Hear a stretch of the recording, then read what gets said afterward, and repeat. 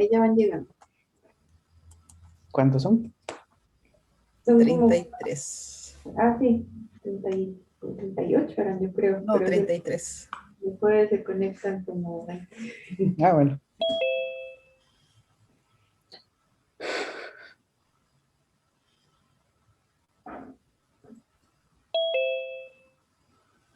Ahí van llegando.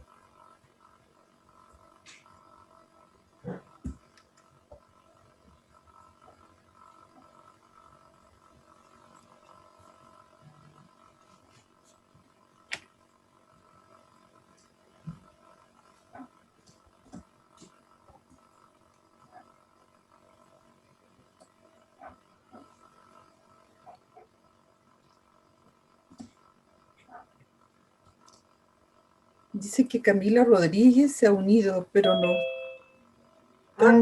Debe estar en el otro link, en el del campus. En diferente link. Sí. Que les envíe delante un correo con un link diferente. Que no tenga... Quiero rescatarlos. No. Vamos a ir a rescatarlo. Me voy a salir de este y voy a ir a rescatarlo.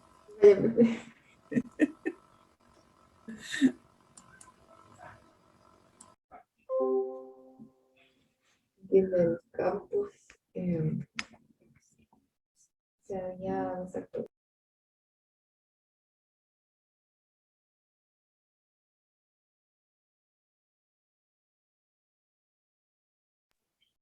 Okay.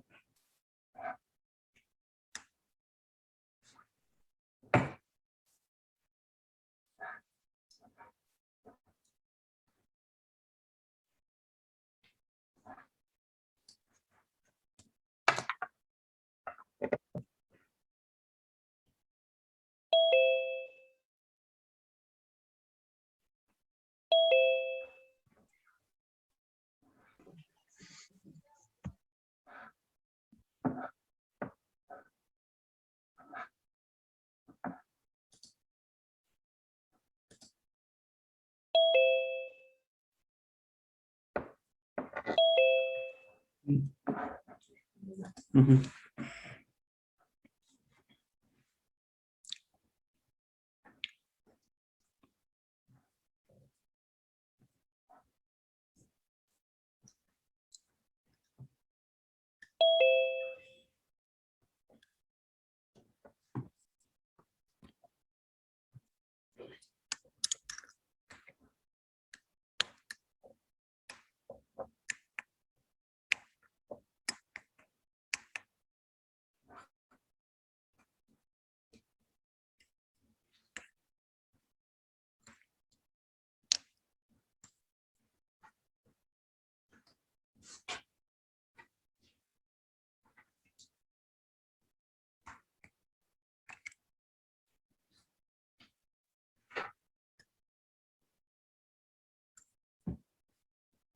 ¿Ninguno? No, no había nadie. Ya. Así que, hola a todos los presentes. Yo tengo otra reunión a las 5, pero los dejo en súper buenas manos. Katia va a presentar al magíster Olman Gómez Espinosa, que él va a hacer una entretenida clase hoy día, tratando de redondear algunos conceptos que ya hemos visto. Así que Nos vemos el próximo jueves, porque el lunes ya lo dijeron que es feriado, así que nos vemos hasta el próximo jueves. Cuídense y pásenlo bien el fin de semana. Descansen. Chao, chao.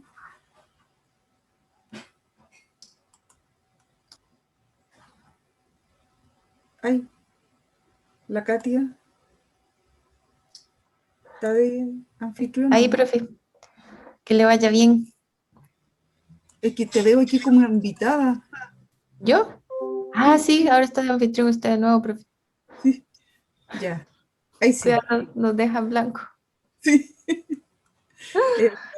Ya, ahí sí. Chao, chao. Suerte Que le vaya bien.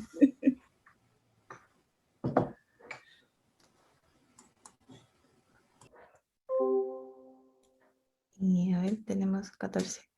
Ya, chicos, vamos a empezar entonces. Creo que no se van a unir muchos más. Como la profe les dijo, hoy nos acompaña Olman Gómez, que él está haciendo doctorado en biología celular y molecular aplicada, y su especialidad es en plantas, pero tiene experiencia en biología sintética y modificación genética. Entonces nos va a hablar un poco sobre técnicas de ingeniería genética aplicadas a la salud. Esto como para reforzar un poquito algunas de las clases que vimos, donde vimos aplicación de enzimas de restricción, del uso de plásmidos, de transformación genética, que lo vimos un poco así como por encima, digamos, de qué se trata. Así que la idea es que Olman nos pueda aclarar un poco algunas aplicaciones y usos que tienen estas metodologías. Así que bueno, los dejo con Olman. Hola a todos. Disculpen. Hola a todos. Buenas tardes. Gracias por la introducción, a Katia. Bueno, no sé si vamos a hablar de técnicas aplicadas a la medicina, pero vamos a hablar de cosas interesantes. Ahí igual hice algunas aplicaciones. Me dijeron que eran estudiantes de tecnología médica, entonces ahí encontré algunas aplicaciones interesantes que vamos a ver al final, y yo creo que vamos a hacer un rato relajado para ver ese tema que está interesante. Espero que les guste, que vean algo nuevo, ojalá, y que tal vez alguno se motive y quiera trabajar posteriormente en esta área. Voy a compartirles la presentación que preparé. Creo que tienes que ser mi anfitrión. ¿Listo? Ya.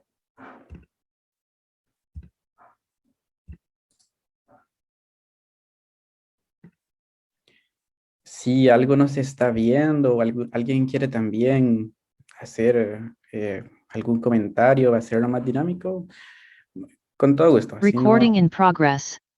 no hablo yo toda la clase. Pero bueno, como les dije, preparé una clase que se llama Ingeniería Genética y sus aplicaciones. Vamos a ver desde algunos conceptos básicos de qué es la ingeniería genética, cómo ha sido desarrollada, hasta algunos ejemplos de cómo ustedes como estudiantes, inclusive en sus mismas prácticas que supongo tienen que hacer al final de su carrera, podrían aplicar estas técnicas inclusive en los laboratorios de la UFRO, para que vean que no son técnicas que son como de otro mundo, sino que están realmente cercanas a nuestro quehacer. Y como les dije, algunos ejemplos también que encontré que podrían ser interesantes para su carrera.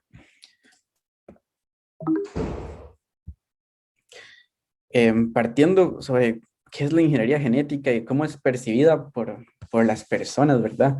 No sé ustedes si tienen algún tipo de noción sobre que la ingeniería genética. Supongo que al inicio de sus carreras en cursos de biología debieron haber tocado este tema, y ustedes más o menos deben conocer también sobre qué se trata. Igualmente, la ingeniería genética ha sido asociada demasiado con la ficción. Personalmente, particularmente, me apasiona el tema. Y recuerdo mis primeros recuerdos de ingeniería genética fueron en la película Jurassic Park, como en los 95, por ahí, 96, donde todo este grupo de investigadores tomaba ADN de un insecto que había sido congelado, bueno, sepultado en esta especie de resina vegetal, extraían el ADN y creaban los dinosaurios, algo obviamente de ciencia ficción, pero hoy en día no tan alejado de la realidad. Y tenemos la otra cara de la moneda. Tenemos todo un tema en Internet de desinformación y fake news, donde si buscamos ingeniería genética, transgénicos, organismos modificados en Google, son este montón de imágenes los que nos van a salir en Google Imágenes, por ejemplo. Entonces hay también una gran desinformación sobre este tema en las redes sociales, en Internet. Yo creo que es importante para todos nosotros comprender la base científica de qué es este tema para poder llevar esto a la población en general.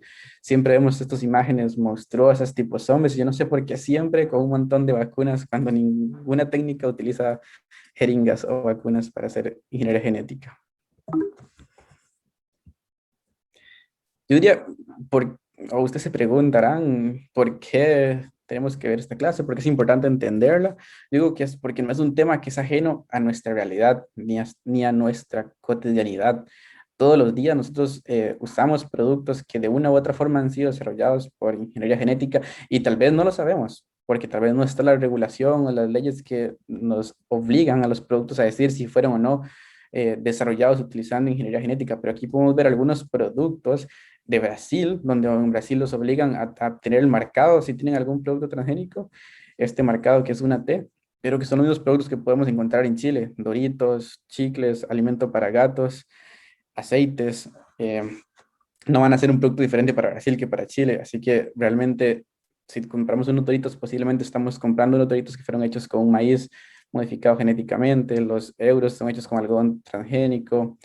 La insulina es hecha de manera recombinante. Entonces, todos los días nos enfrentamos a productos que han sido de una u otra manera desarrollados bajo estas tecnologías. Entonces, es importante también saber cómo fue que se produjeron o entender el concepto que hay por detrás para derribar mitos sobre este tema. ¿Por qué es importante ahora? Y yo creo que ahora es mucho más relevante con todo lo que ha pasado después de que, ¿se acuerdan al inicio de la pandemia? Que habían dicho que el virus había sido creado en el laboratorio por ingeniería genética.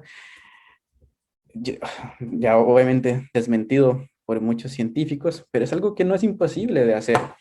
La ingeniería genética ha llegado a un punto donde nos permite actualmente rediseñar los organismos vivos. Por eso es importante entenderla para que sus aplicaciones puedan ser utilizadas de una manera integral, de una manera, por decirlo así, para el beneficio y no que se puedan salir de control y generar algún tipo de caos. Entonces, no lo digo yo, no lo dicen las leyes, no lo dicen los políticos. Varios investigadores reconocidos, por ejemplo, como el George Wahl, Premio Nobel en Medicina, reconocen la importancia de estudiar la ingeniería genética, de entenderla y de regularla también para evitar cualquier tipo de problema ético, moral o algún tipo de daño ambiental que se pueda generar con estas tecnologías. Pero es simplemente eso, lo importante es entenderla, comprenderla, regularla, porque como cualquier otra técnica, por ejemplo, la energía, la radiación, la energía nuclear, era igual desconocida al inicio, pero si es regular, se puede generar aplicaciones muy interesantes, como por ejemplo para tratar cáncer, para generar nuevas especies vegetales. Entonces, todo es un enfoque donde si se logra hacer cosas de la manera correcta, de la manera como se debe hacer, siguiendo las regulaciones, se pueden generar productos o aplicaciones muy interesantes. Como les dije, ¿por qué es importante ahora? Porque ya la ingeniería genética, yo creo que nos ha sobrepasado. Nos ha sobrepasado porque los avances en las ciencias han sido tan rápidos últimamente que han sobrepasado las regulaciones en términos legales, en términos sociales que tenemos actualmente. Y no sé si recuerdan, hace unos años, pocos años de hecho, donde salió esta noticia que un investigador chino había modificado por primera vez los primeros bebés utilizando la técnica que se conoce como CRISPR-Cas. Entonces, si no empezamos a hablar de esto, si no empezamos a hablar de esto en nuestra cotidianidad, va a llegar un punto, en unos pocos años, donde, como dice este profesor de la Universidad de New York, de manera chistosa, vamos a tener los consultorios médicos, haga su propio bebé, haga su bebé más inteligente con ingeniería genética. Entonces, ¿hasta qué punto estas técnicas van a permitir llegar a modificar, a llegar a generar ciertas situaciones, ¿verdad? Y hasta qué punto ético vamos a permitir que esto pase? Entonces, antes como de iniciar ya la clase como tal o un poco más en materia, lo que me gustaría que ustedes se lleven para la casa como futuros profesionales de la salud es que se informen bien, que entiendan, que estén al tanto, que estén actualizados de los últimos avances en ingeniería genética, para que puedan transmitir esta información de base científica al público en general o a sus futuros pacientes, porque ellos son los que van a tener confianza en ustedes. Entonces, también es su deber estar bien informados en este ámbito y no en fake news, no en internet, no en YouTube, porque los investigadores no publican sus investigaciones en YouTube, lo hacen en revistas científicas y bien ahora la UFRO tiene muy buenas bases de datos que ustedes pueden aprovechar. Entonces, eso es como mi mensaje para que se lleven a casa. Creo que es lo más importante de la clase. Todo lo demás, vamos a ver un poco de técnicas, historia, y ahí vamos a ir viendo a ver cómo nos va, a ver hasta dónde podemos llegar. Entonces, partiendo técnicamente, ¿qué es la ingeniería genética? Es como, yo la describo como un grupo de técnicas, porque no es solo una, no es como la ingeniería genética, sino que es un conjunto de técnicas que nos permiten cortar y unir material genético, especialmente de diferentes especies biológicas, e introducir ese ADN de diferentes especies, o de la misma inclusive, en un híbrido resultante para formar nuevas combinaciones de genes, y por lo tanto cambiar una o dos características. En este ejemplo, vemos un ADN cualquiera, donde por enzimas de restricción se les tomó un pedacito a ese ADN, y ese ADN, utilizando técnicas de biología molecular, se combinó en un plásmido, que es otro ADN, y eso se insertó en una bacteria y se creó un nuevo organismo genéticamente modificado. Así de simple, es una técnica de ingeniería genética. Pero, como les digo, últimamente estos temas asociados con la ciencia ficción hacen ver que es algo como futurista, pero no, no es así. La ingeniería genética se desarrolló desde 1972. Estamos hablando de ya más de, no sé, 40, 50 años de estudios en ingeniería genética que hacen ver que no es algo realmente tan reciente, sino que ya lleva su tiempo y que a través de todo este tiempo ha llevado un proceso de investigación y que le ha permitido hacer una ciencia bastante segura últimamente. En el 72, como les dije, Paul Berg, que luego ganó su premio Nobel, creó el primer virus modificado genéticamente con un ADN de un virus de mono. Estamos hablando que desde el 72 hasta el 74, varios investigadores estadounidenses empezaron a jugar, empezaron a modificar especies, realmente bacterias.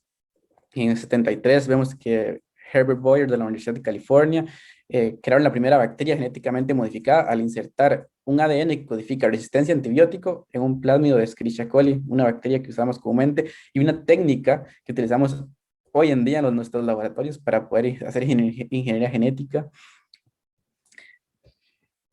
Un año después, en el 74, se creó el primer animal genéticamente modificado, cuando un estudiante de postdoctorado de Princeton insertó un ADN viral en el genoma de un embrión de ratón. Entonces, fueron como escalonados pequeños pasos que se fueron dando desde el 72 hasta el 74, pero ya en el 74 los mismos científicos que estaban involucrados en estas manipulaciones genéticas vieron los riesgos que esto podría conllevar si esto no fuera regulado. Ellos mismos llamaron a la conferencia de Asilomar en Estados Unidos, donde voluntariamente reunieron a muchos científicos de Estados Unidos, en ese momento que era pionero, de todo el mundo, abogados, miembros de la prensa, y donde voluntariamente generaron protocolos de seguridad para poder trabajar con estas nuevas tecnologías que estaban siendo desarrolladas.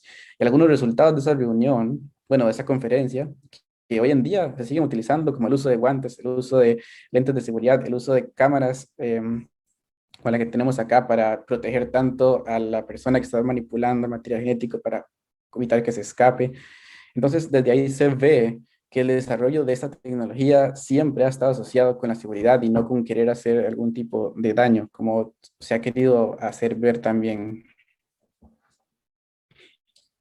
Ya en el 78 se crea por primera vez la insulina humana en bacterias utilizando ingeniería genética, y con esto la primera compañía biotecnológica del mundo, Genentech, que posteriormente fue comprada por Roche. Antes de eso, la insulina humana que se utiliza para los diabéticos se extraía de cerdos y de ganado, y se necesitaban demasiados kilos de glándulas animales para producir una libra de insulina. Y esa insulina no era igual a la humana, ¿verdad? Porque estamos hablando que era insulina animal. Con la ingeniería genética se pudo hacer una insulina que era idéntica a la humana a un costo mucho más bajo sin necesidad de tantos animales. Entonces, a partir de aquí se empezó a ver la biotecnología y la ingeniería genética como un negocio, como tal. Y ya ahí, cuando ustedes saben, cuando se ve como un negocio, adquiere otras dimensiones, ¿verdad?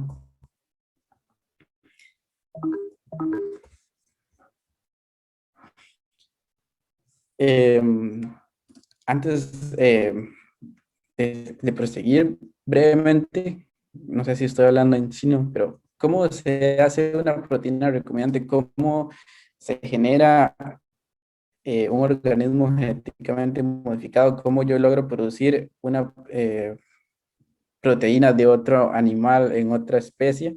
Por ejemplo, aquí les tengo un ejemplo para producir la necesito es obtener el gen, todo lo que son planos, pero igual lo podemos ir repasando, tomar el gen, en este caso, el gen que codifica para la insulina, yo lo puedo obtener mediante la técnica de PCR, que me dijeron que ya también la visualizaron. Entonces, con el PCR, recuerden que es una técnica que me permite multiplicar ese pedacito de gen muchas y muchas veces para tener una cantidad. Ese gen que yo tengo por PCR lo puedo introducir dentro de un ADN plasmídico circular, y ese plásmido, por técnicas de biología molecular, que vamos a ver más adelante, por como shock térmico o electroporación, lo puedo introducir en diferentes tipos de células, que esas células son las donde yo voy a producir esa proteína. Pueden ser células procariotas como bacterias, como Escherichia coli, levaduras, células de insecto o células de humano también. Esto va a depender, obviamente, del tipo de proteína que yo quiero producir. Si quiero producir una proteína de bacteria procariota, posiblemente voy a seleccionar un modelo bacteriano. Si quiero producir una proteína humana, posiblemente voy a elegir una célula animal. Eso va a depender ya detalles técnicos de lo que uno quiera producir. Pero ya una vez teniendo este organismo modificado, es simplemente cultivarlo a gran escala y extraer la proteína recombinante. Como ven, no es nada complicado ni nada del otro mundo. Y más adelante en la presentación les voy a presentar unos videos para que ustedes vean realmente lo sencillo que puede llegar a ser.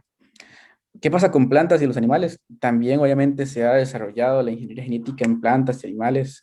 Yo me especializo un poco más en la parte de plantas, pero a diferencia de todo lo que es bacterias, a todo lo que es cultivos celulares, a todo lo que es fármacos, cuando uno habla de plantas o animales, parece que hay como un rechazo totalmente masivo. Obviamente los famosos GMO que estuvieron en su momento, en su apogeo, con tanta controversia. Pero sí, sí hay muchas otras técnicas para transformar plantas o animales que son un poco más complejas, pero no difíciles, pero un poco más complejas. Por ejemplo, para transformar plantas se utiliza una bacteria que naturalmente inserta su ADN dentro del genoma de las células vegetales. Entonces, a través de ingeniería genética se modificó esa bacteria para que los investigadores pudieran utilizarla, para que sea esa bacteria la que entregue el ADN que uno quisiera insertar en las plantas. Se utiliza otra técnica que se llama biobalística, que es básicamente ustedes están viendo el mouse, ¿se ve el mouse? Puedo cambiarlo aquí también, ¿verdad? O no, para que se vea como un puntero. Aquí. En este dispositivo que se puede ver acá, se coloca una hoja o algún tipo de material vegetal. Aquí se coloca un cartucho donde se coloca el plásmido o el ADN que yo quiero insertar. Y esto, como ven, tiene aquí un medidor de presión. Se le inyecta presión y esto hace un disparo. Eso se llama biobalística. Genera un disparo y el ADN va impregnado con partículas de oro que ingresan físicamente dentro de la célula y modifican el material genético de las células vegetales, que posteriormente por técnicas de cultivo de tejidos vegetales se regenera la planta. No voy a entrar en mucho detalle con esto, pero es para que de su conocimiento que existen también muchas técnicas para transformar plantas. ¿Para qué se han utilizado las plantas? Bueno, para muchas cosas, para mejorar la calidad nutricional de las plantas, por ejemplo, en el Golden Rice, donde se le agrega una vitamina al arroz que lo hace más, eh, para decirlo así, más saludable que una población. Y la idea es que se pueda producir en una población que está deficiente de esta proteína. Al inicio se utilizaban genes de resistencia herbicida para poder utilizar agroquímicos y eliminar las malezas. Ya eso está como pasado de moda, casi no se utiliza. Proteínas que permiten producir defensa contra insectos. Entonces, en general, diferentes técnicas se han aplicado para eso. Pero sí ha generado mucha controversia, no les voy a negar, protestas pacíficas, violentas, demandas, artículos científicos pro y contra, todo ha sido un tema muy controversial, pero hasta el día de hoy no hay como artículos fuertes o artículos científicos serios que estén, o sea, que puedan dar pie de que realmente los GMO o los plantas genéticamente modificadas sean perjudiciales para la salud o para el ambiente. Entonces, yo creo que para muchos científicos ya es un tema superado. Lamentablemente para los términos legales, políticos, todavía sigue ahí, pero es cuestión de seguir adelante. Ahora hay muchas técnicas muy más novedosas que vamos a hablar más adelante que hacen que esto quede como en los años 80, los años 90. Lo que sí es un tema que posiblemente se esté discutiendo próximamente es el tema que les dije de la etiqueta, donde se obligue a los productos a tener este etiquetado para que las personas puedan elegir si realmente, o ver, por ejemplo, por lo menos si tienen un producto con algún derivado transgénico, que serían muchos, estoy casi seguro. ¿Qué pasa con los animales? Sí, se ha realizado ingeniería genética en animales, en muchos, de hecho, en moscas, en gusanos, ratones. Obviamente el ratón es el animal de laboratorio por excelencia, igual que se utiliza para mucha investigación biomédica. Peces, insectos, mosquitos, mamíferos, todo ese tipo de mono. La famosa oveja Dolly también, aquí en la UFRO, el profesor Felmer también modificó, creo que una vaca. Pero todos estos han sido con fines de investigación, ¿no? Hasta ahora el único animal que fue desarrollado mediante ingeniería genética fue este salmón, desarrollado por Aquabondi Technologies, que ya fue aprobado para su comercialización en Canadá y en Estados Unidos, después de una batalla de casi 30 años, 25 años, convenciendo de que su tecnología era segura. Ya les dieron el permiso para poder competir. Es un salmón que se produce el doble de rápido y el doble de grande que un salmón común. Y lo que esta empresa dijo, nosotros vamos a cultivar este salmón en estanques en tierra. No vamos a hacer cultivo de salmones en mar, como se hace acá, para evitar cualquier tipo de fuga, y vamos a reducir nuestro mercado y vamos a solo cultivarlos en estanques en tierra. Y ya se está comercializando en Estados Unidos, en Brasil, y creo ya están pronto para ser comercializado en Canadá, en Estados Unidos, está pronto para ser comercializado en Brasil.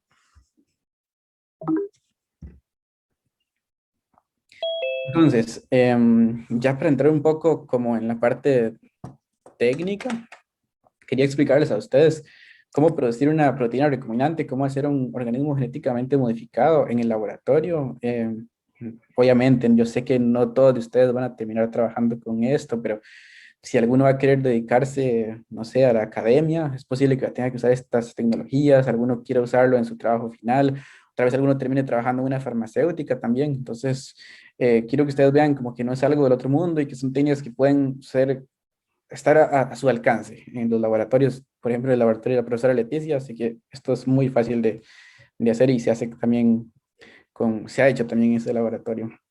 Entonces, para iniciar todo este proceso, yo necesito saber primero qué es lo que yo voy a insertar en un nuevo organismo, qué es lo que yo quiero modificar, qué gen es el que me interesa tomar un gen, no sé, de una flor y metérselo a una bacteria, o me interesa mutar un gen, o sea, no insertar nada, sino tomar un gen del que ya está y cortarlo, no sé, para que no expresara una proteína, qué es lo que yo quiero hacer, y todo eso se puede utilizar o yo lo puedo obtener a través gracias a las nuevas técnicas de bioinformática, que sé que también vieron esa clase hace como 2 semanas. Hay demasiadas bases de datos con demasiados genes, con demasiada información que me permiten hacer un perfil, me permiten tomar decisiones sobre cuál es la mejor estrategia para yo modificar o para insertar un gen en un organismo. Y de hecho hay predicciones, hay ciertas bacterias, por ejemplo, como Escherichia coli, que si sabe si yo modifico tal o otro gen, cómo se va a comportar la bacteria. Entonces ya gracias a la informática nos permite tener una herramienta que hace todo mucho más preciso, que no es como antes, que había como que hacerlo a prueba y error. Ahora todo está mucho más controlado. ¿Qué necesito? Técnicas de biología molecular básicas. Creo que cualquier estudiante del área de medicina las puede dominar. Técnica de cultivo de tejidos animales, si es lo que me interesa es trabajar con la transformación de células animales, o técnicas de microbiología, si lo que me interesa es trabajar con bacterias, que yo creo que, como les digo, ustedes bien dominan estas técnicas porque han tenido o van a tener cursos sobre esto.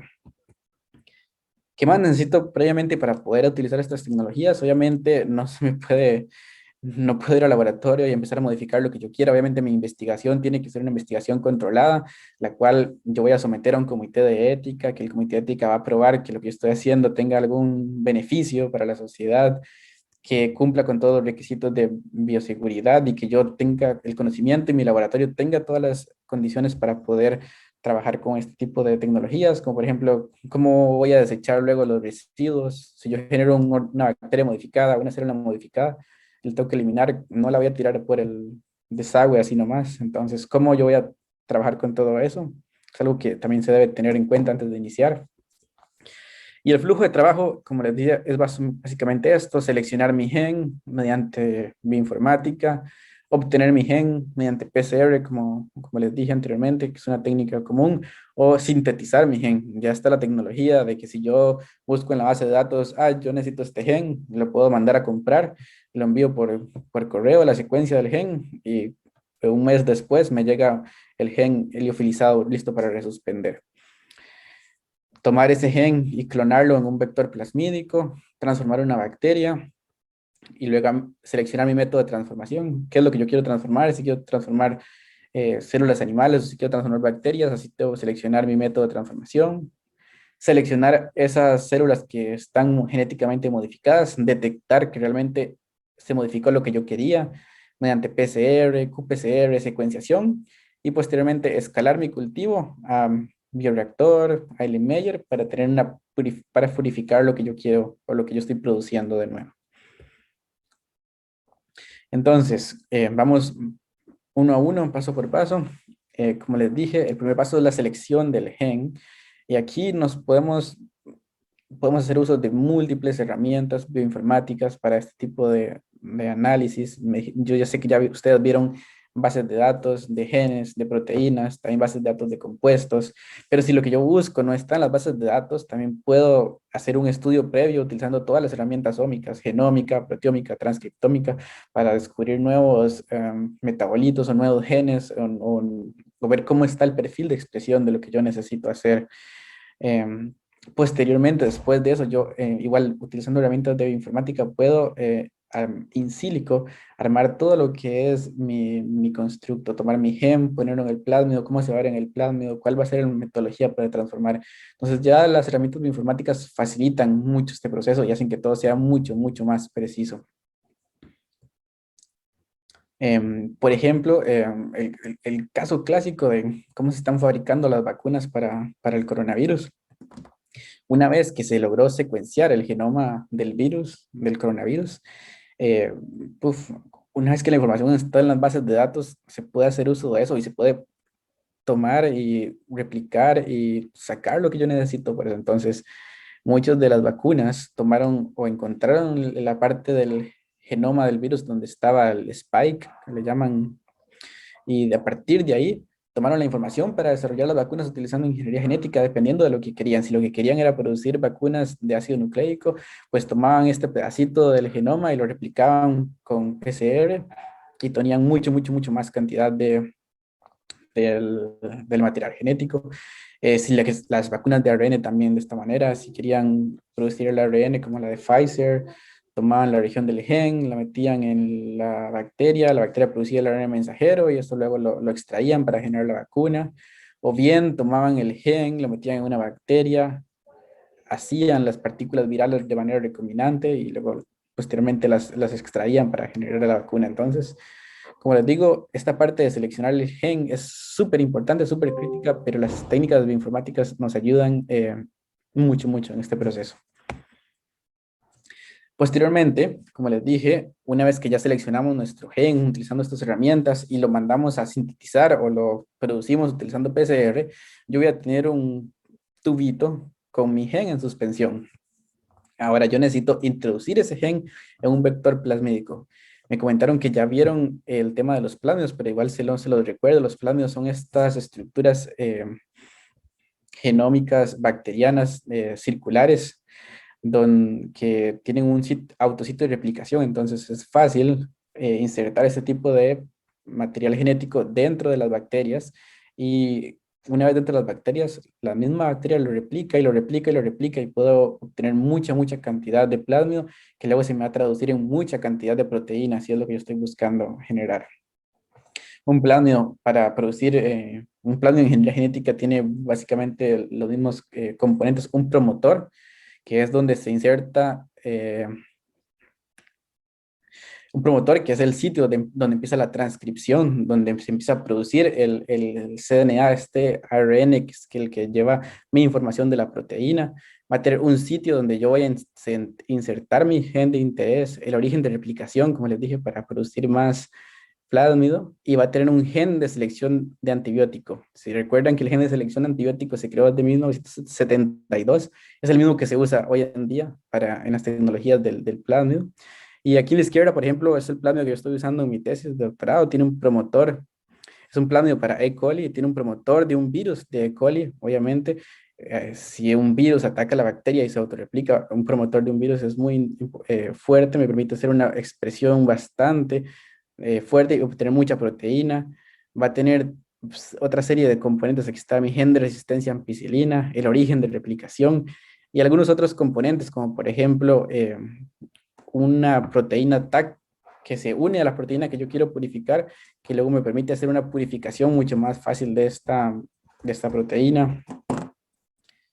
Una vez que yo ya tengo mi gen insertado en el plásmido acá, utilizando, no les dije, pero estos se utilizan técnicas de biología molecular, pero que hoy en día están súper, súper optimizadas. O sea, si yo tengo mi gen por acá en un tubito y mi plásmido por acá, para yo poder combinarlos, estamos hablando de procesos que duran 5, 1 hora, 2 horas, en reacciones que son básicamente automatizadas, porque todo ahora está súper, súper optimizado. Una vez que yo ya tengo este vector listo, completo, yo debo introducirlo en una bacteria para poder replicarlo y tener más cantidad de este plásmido. Esto es un proceso muy sencillo, se llama la transformación bacteriana, que lo vamos a ver más adelante con un video, pero es básicamente tomar el gen, el plásmido, introducirlo dentro de una bacteria, utilizando técnicas como electroporación, que es aplicar un choque de electricidad o un choque térmico también. Esto genera poros dentro de la bacteria. Posteriormente yo debo colocar esa bacteria un medio selectivo con el antibiótico que tenía mi plásmido y solamente las colonias que tienen el plásmido dentro de las bacterias van a crecer porque son las únicas que son resistentes a ese antibiótico que está en el medio. Por aquí les traje un video que vamos a ver de cómo se transforman células animales, que es un poco diferente de las células bacterianas, porque, pues bueno, las bacterias, no sé si les dijeron, no, bueno, tal vez no deben saber esto, pero trabajar con bacterias es o un poco menos delicado, son más resistentes. Las células animales son un poco más débiles, delicaditas. Si me escuchara alguien del área, me podría, no creo que le guste lo que estoy diciendo, pero son más delicadas, entonces utilizan otra tecnología que se llama liposomas. Como pueden ver acá, los liposomas son vesículas de lípidos, de fosfolípidos, con una carga positiva que cuando se unen a moléculas con carga negativa, como el ADN, generan este tipo de estructuras de vesículas. Estas vesículas, al contacto con la membrana plasmática de las células, al ser de igual fosfolípido, lípido, son engullidas dentro de las células y una vez dentro de las células liberan ese material genético. Entonces, aquí les voy a enseñar un video de cómo se transforman las células animales, los cultivos de tejidos, para que ustedes vean que no es nada complicado. In this video, we will perform a plasmid DNA transfection experiment using Lo lipofectamine primero LTX que- plus reagent. As always, use good cell culture practices and wear your personal protective equipment. Bueno, lo primero que pueden ver es la protección personal, ¿verdad? El uso de delantal, guantes, lentes, limpiar las superficies con las que voy a trabajar. En este caso, lo que ella está haciendo es revisando su cultivo de células para ver que estén en la cantidad de células adecuadas para poder realizar el proceso de infección. Y dentro de los materiales que se van a ocupar van a ser en este caso ya estoy usando lipofectaminas, que es un tipo de estas vesículas que les comenté. Tienes un plásmido que tiene una proteína verde fluorescente, es decir, lo que le va a insertar a las células es un gen que hace que estas células bajo luz ultravioleta sean fosforescentes, en este caso verde, una proteína de una medusa. Y materiales básicos de laboratorio, micropipetas, puntas, timer. Como ustedes pueden ver, estos protocolos son bastante optimizados, vienen ya en kit casi listos para usar. Entonces lo que ella va a mezclar en un tubo Eppendorf es un medio que posiblemente tenga los componentes para que la reacción pueda llevarse a cabo, que te controle pH, que controle la salinidad. Entonces aquí ya está mezclando las vesículas, la lipofectamina, las vesículas lipídicas.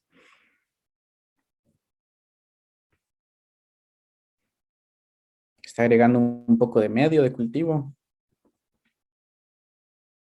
Y está agregando el plásmido que contiene el gen de la proteína verde fluorescente.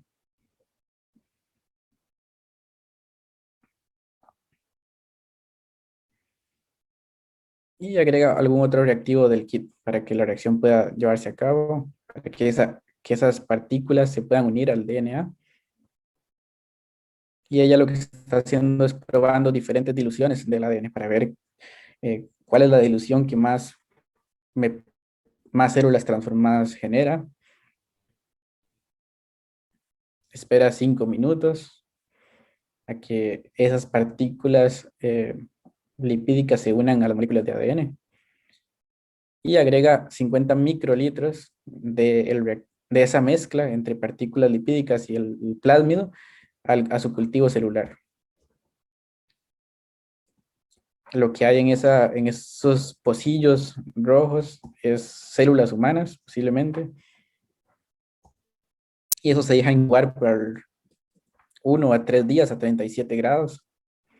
Posterior a ese tiempo de incubación, ella va a verificar mediante microscopía de fluorescencia si realmente logró transformación y efectivamente puede ver que logró transformar sus células porque se ven verdes fosforescentes. Entonces, ven que es un protocolo bastante sencillo. Y así, como ella pudo transformar una proteína verde fluorescente, se puede transformar muchos otros tipos de proteínas, como les dije, la de la insulina se genera de esta misma forma.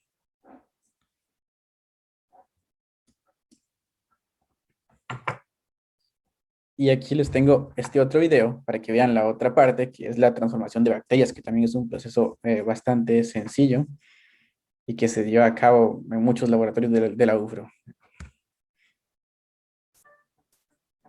Que voy a hacer es ponerlo un This poco video will más walk you through the basics of rápido. chemical transformation.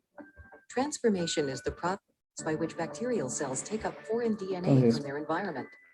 para este proceso, disculpen, para este proceso, ¿qué se necesita previamente? Se necesitan células de la bacteria competentes. ¿Qué quiere decir esto? Que estén con la membrana o con la pared celular debilitada para que el ADN pueda ingresar más fácilmente dentro de las células. Va a necesitar medios de cultivo para que la bacteria pueda crecer posteriormente. Va a necesitar un medio selectivo con el antibiótico que yo requiero para seleccionar aquellas colonias, aquellas bacterias que estén transformadas. Ahí ya lo que muestra es la bacteria que va a utilizar, el medio de cultivo y el plásmido, que este plásmido es un plásmido de control que tiene un gen de resistencia al antibiótico ampicilina. Y estos tubitos con tapa morada es donde están las bacterias competentes. Aparte de eso, necesita un baño María a 42 grados o un termobloc a 42 grados, hielo, porque va a realizar un choque térmico, y una incubadora a 37 grados. Ahí están las placas con el medio con antibiótico, en este caso ampicilina. Hasta ahora nada que ustedes no hayan visto en un laboratorio de microbiología.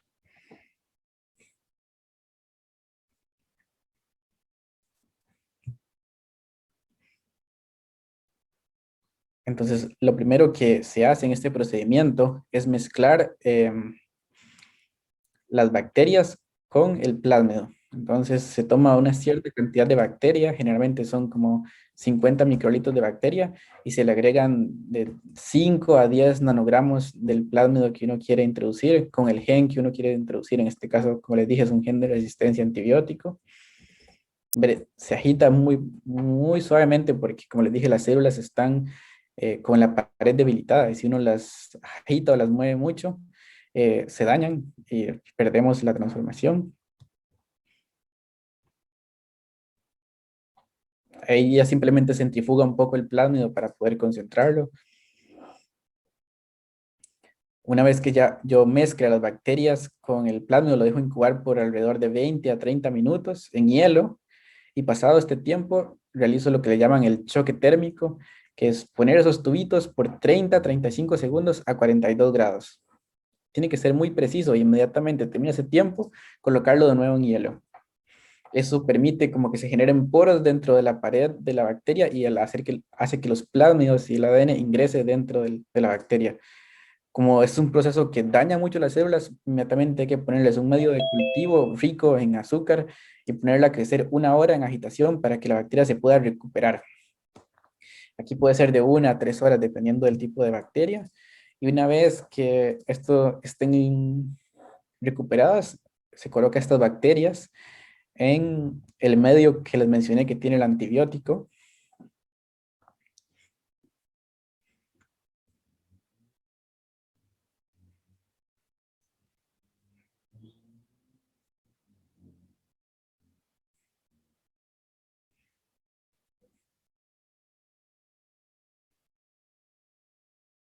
Y ahí lo que la persona va a hacer es esparcir bien las bacterias por toda la placa, utilizando unas perlas de laboratorio.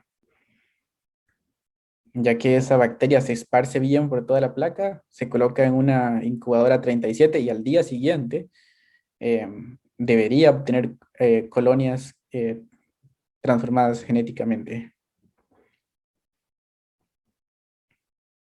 Se incuba por 12 a 16 horas, y ahí ustedes pueden ver cómo se obtuvo colonias de bacterias con resistencia al antibiótico, en este caso ampicilina. Es un procedimiento sencillo, eh, común de laboratorio. Yo lo he hecho varias veces, a veces con más o menos cantidad de bacterias que se obtienen, pero como ustedes pueden ver, es casi un proceso de fe, porque muchas veces uno no ve lo que está pasando y tiene que esperar hasta el día siguiente para ver si obtuvo o no obtuvo transformación. Pero como digo, es un proceso que ustedes muy bien podrían aplicar en sus tesis o sus proyectos.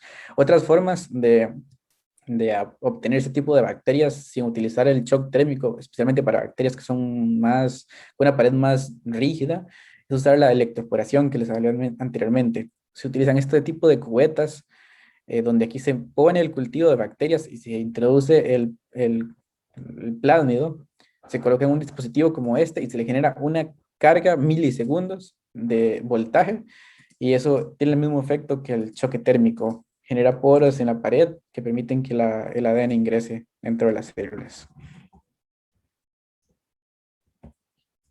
Una vez que yo ya tengo mi organismo modificado, sean bacterias, sean células animales, yo tengo que hacer la detección. Esto pueden ser por medios físicos, por ejemplo, si yo le inserté algún gen reportero, algún gen que tenga algún tipo de marcaje fluorescente, por ejemplo, lo puedo ver bajo luz ultravioleta, pero siempre hay que utilizar técnicas de biología molecular, secuenciación, PCR, qPCR, Western blot, para realmente determinar si yo obtuve lo que yo quería modificar, o si yo estoy obteniendo la proteína que yo quiero, o si yo estoy obteniendo el gen que yo quiero. Siempre hay que usar técnicas de biología molecular, eso no se discute. Y posteriormente dar paso a la producción y purificación. Si yo estoy haciendo algo más de investigación, posiblemente voy a tener cultivos a pequeña escala en el imager, en el laboratorio, donde yo cultivo mi bacteria genéticamente modificada y luego hago una purificación de la proteína. O si yo estoy trabajando ya en la industria, se utilizan bioreactores ya totalmente los controles, y se genera el proceso de purificación y ya de manufactura, obviamente todo estandarizado y con las regulaciones que se necesiten. ¿Qué es lo más avanzado que tenemos hasta ahora en términos de ingeniería genética? Bueno, lo más avanzado ahora es la técnica de CRISPR-Cas, desarrollada por estas dos científicas, Jennifer Doudna y Emmanuel Charpentier, ganadoras del premio Nobel, creo que fue el año pasado o antepasado, por la técnica de CRISPR, que nos permite básicamente hacer una ingeniería genética mucho más precisa. Se basa no voy a entrar en detalles, pero se basa con tecnologías utilizando un ARN guía y una proteína especializada que me permiten hacer cortes específicos donde yo quiera dentro del genoma, porque las técnicas anteriores a esto, si bien insertaban genes dentro del genoma, era un proceso azaroso, entonces pueden insertar el gen en cualquier parte del genoma o de la bacteria, en cualquier parte del genoma de la célula animal, pero con CRISPR realmente se puede dirigir a donde yo quiero que se inserte mi gen o dirigir donde yo quiero que se haga una mutación. Entonces, es una tecnología que abre posibilidades muy grandes en muchos campos, en el campo de la agricultura, en el campo de la medicina, en el campo del desarrollo de nuevos productos. Entonces, es todo un curso que se podría hablar de CRISPR, yo creo. Pero bueno, a los que estén interesados, ahí les queda la espinita. Como les mencioné, yo busqué algunas aplicaciones donde se pudiera utilizar ingeniería genética en diagnóstico molecular, o más bien, ¿dónde podemos encontrar estas aplicaciones en el diagnóstico? Eh, Obviamente, la producción de insumos para muchas de las técnicas que se realizan en diagnóstico molecular son desarrolladas con ingeniería genética y también en el diseño y pruebas de ensayos, especialmente a través de anticuerpos, es otra donde un nicho donde se podría utilizar ingeniería genética en el diagnóstico molecular. Obviamente, el ejemplo más clásico que les voy a dar, por supuesto, la polimerasa utilizada para muchas de las pruebas de diagnóstico que utilizan PCR o que utilizan secuenciación, obviamente van a necesitar polimerasa, y las polimerasas que actualmente se generan hoy en día son casi que todas obtenidas por recombinación, por las mismas metodologías que yo les dije a ustedes. Si van a la página de Thermo van a ver TAC polimerasa recombinante, casi ninguna polimerasa es como obtenida naturalmente, y ustedes me dirán como, bueno, pero ya están todas las polimerasas. No, cada año, no sé, cada 5 años, estas empresas están innovando con polimerasas cada vez más precisas, que cometen menos errores y que son más rápidas. Entonces todavía aquí hay un campo de innovación en el tema de las polimerasas, que es uno de los insumos que se utiliza mucho en diagnóstico molecular, obviamente. Y como les decía, en el diseño de anticuerpos, y más ahora con todo este tema de las pruebas rápidas para detectar enfermedades, el diseño de anticuerpos por ingeniería genética y también por técnicas de CRISPR-Cas hace que estos métodos sean más homogéneos, reproducibles y efectivos. Hoy en día sabemos que, por ejemplo, para detectar el COVID, lo más preciso es el PCR, pero todavía la prueba de anticuerpos no es tan precisa para detectar o no detectar. Entonces, se busca cada vez que estas pruebas de anticuerpos, que son bastante rápidas, sean cada vez más efectivas, más escalables y que me permitan hacer terapia y diagnóstico. Y aquí es donde el conocimiento que ustedes pueden tener en diagnóstico molecular puede ser utilizado para el diseño de nuevas pruebas. Por ejemplo, no sé, alguna bacteria que todavía no haya una prueba para identificar qué sé yo, ¿cómo se llama? Alguna enfermedad rara, que tenga alguna mutación, alguna proteína, que todavía no hay alguna prueba rápida, algún tipo de parásito para el cual no haya ninguna prueba. Entonces, a través de estas técnicas se podrían generar anticuerpos para este tipo de ensayos. No sé si ustedes más o menos saben cómo funcionan estos ensayos. Igual aquí hay un pequeño video. Oh, perdón, vamos a ponerlo desde el inicio.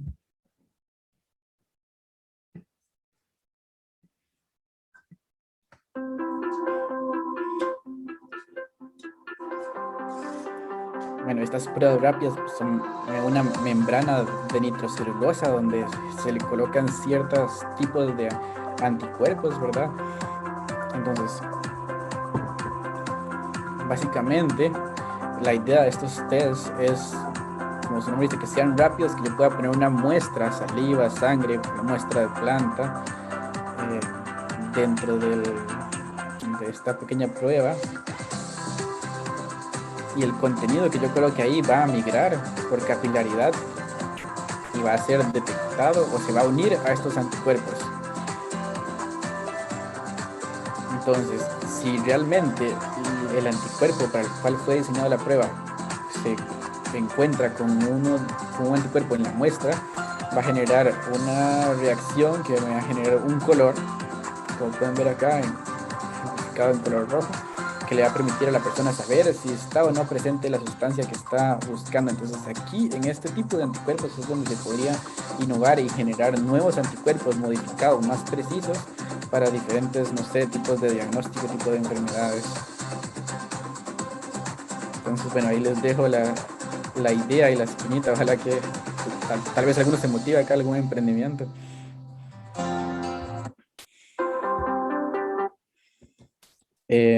Ya vamos a ir terminando.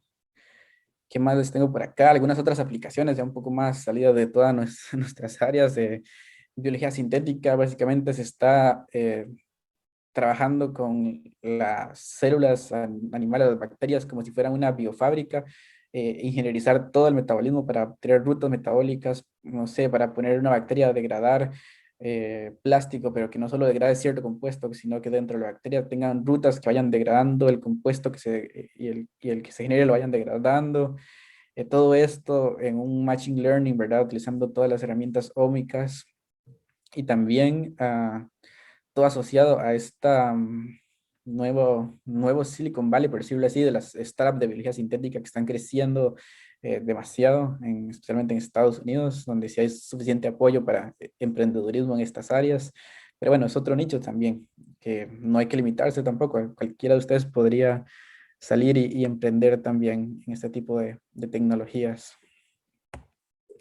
Y ya, bueno, algunas otras aplicaciones un poco más locas, utilizando la ingeniería genética para almacenamiento de datos, es decir, utilizando las bacterias como almacenamientos USB, o sea, no almacenarlo físicamente en dispositivos USB, sino que convertir la información, no sé, de informática en bases de datos y se me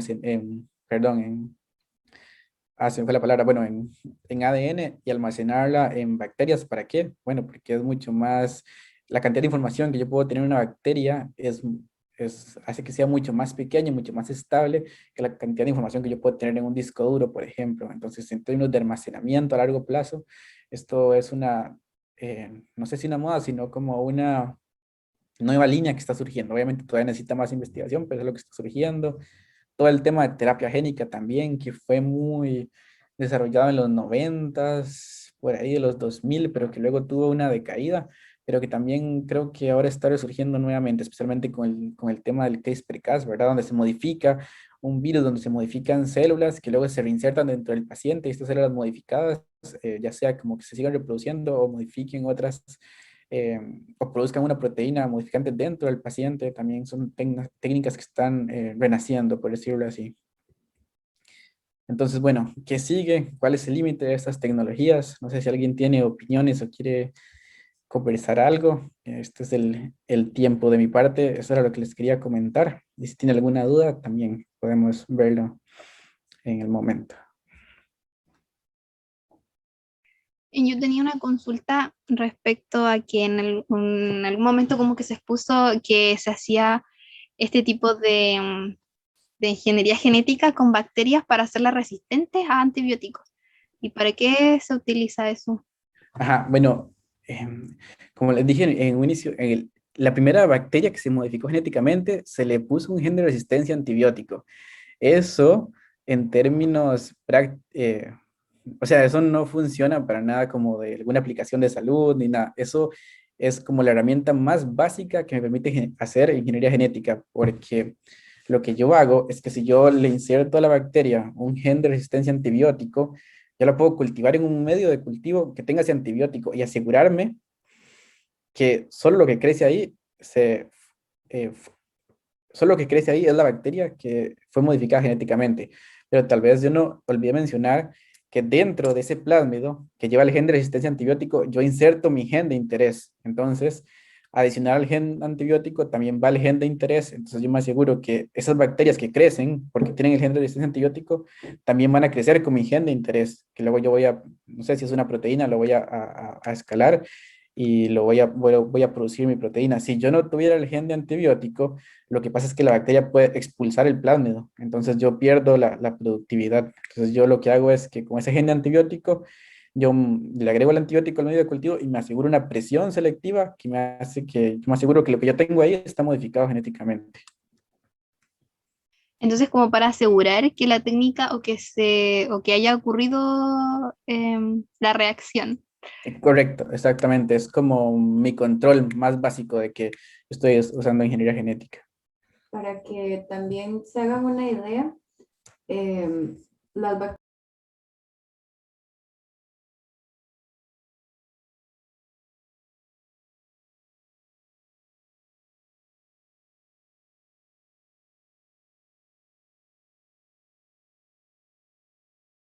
Creo que la profe Katia estaba hablando, pero no se le escuchó más.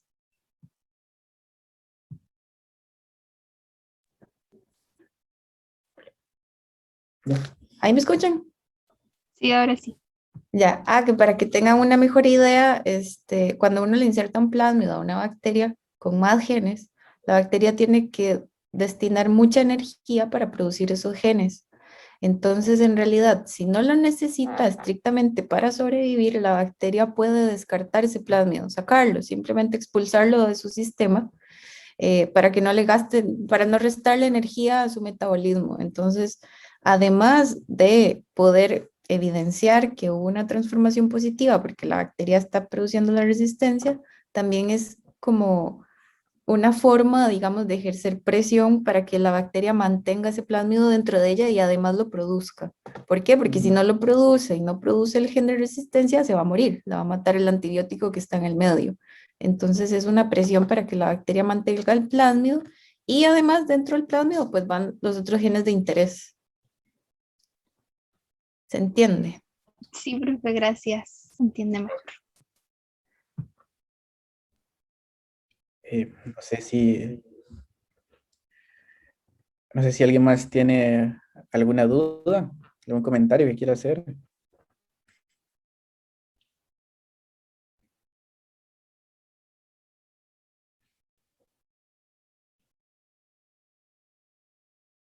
¿Sí se entendió? ¿No se entendió? Bueno, y, profe, yo les decía a ellos que estas aplicaciones se pueden aplicar, no sé si ellos tienen que hacer el trabajo final o no, pero que no son aplicaciones lejanas a la realidad, o sea, que en el mismo laboratorio, en el, ¿cómo se llama? Bueno, los laboratorios de Avenida Alemania son técnicas que se utilizan día a día, entonces igual la invitación para que alguno se motive para utilizarlas. Sí, sí, aparte que son técnicas relativamente sencillas, parecen difíciles, pero son, gracias a Dios, vienen puros kits. Ujú. Sí, gracias, Olman, por la clase. Llegué al final, pero estaba muy interesante. No, Recording stopped. no, de que cualquier duda ahí me pueden escribir igual. Sí. ¿Alguien tiene alguna duda, comentario? No sé si Katia les dijo de las clases o todavía no, Katia. no, pero ¿quién terminaba la clase de Olmo? Ah, ya. Sí, porque no sé si es buena o mala noticia, pero el lunes próximo, como habíamos comentado al inicio de la clase, es feriado. El 21 ya se decretó feriado. Y el 24 ustedes no tenían clase por programa porque se celebra el Huetripantu y ese día hay suspensión de actividades académicas. Por lo tanto, el próximo jueves tampoco tendrían clases. Y el lunes 28 también es feriado, así que nos estaríamos volviendo a ver el 1 de julio. Así que si quieren pueden aplaudir. Pueden emocionarse.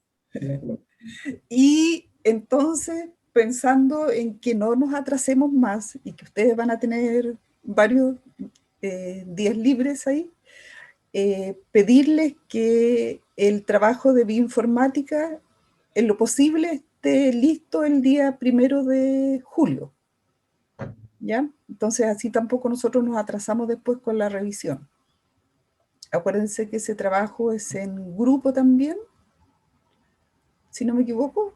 Sí, Sí. es en grupo y la idea es que todas las dudas que tengan, por favor, comuníquense con alguno de nosotros para poder ayudarlas a resolverlas. No queremos que aprendan, entonces también la idea es que no lo dejen estar tanto tiempo, porque si no de aquí a 2 semanas más no se van a acordar de lo que vimos en las clases, Sí, aun por cuando favor. están en el campus virtual. Sí, y ¿Ya? si tienen duda, traten de irlo avanzando, o sea, lo más pronto que puedan, porque siempre con el taller a veces se generan algunas dudas, pero nos dicen hasta que entregan el taller y ahí no tenemos nada que hacer. Entonces, si lo pueden revisar, intentar hacerlo y consultar sus dudas, pues ahí antes les podemos ayudar. Ujú. Sí, y lo otro es saber si todos respondieron la encuesta del módulo COI o falta alguno todavía por hacerla. Yo le respondí, creo que la mayoría. Sí, yo Ya. también. Si saben de Yo alguien que igual. no le haya respondido, por favor, porque si no, no va a tener su certificado, si eso me preocupa. Sí, sí quedaron